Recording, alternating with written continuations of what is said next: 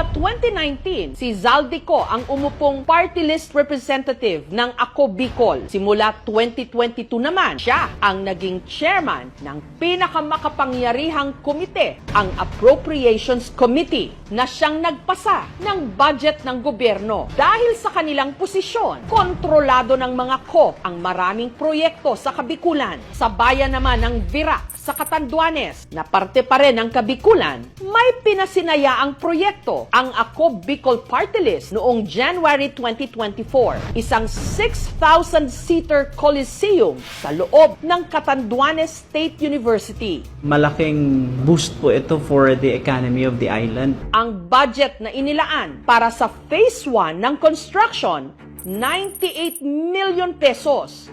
244 million pesos naman para sa Phase 2. Pero makalipas ang isang taong construction, heto ang lagay ng Coliseum ngayon. Mga bakal pa lang na pundasyon ang naitatayo.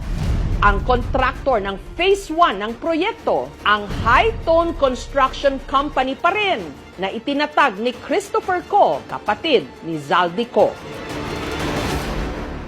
Siminit.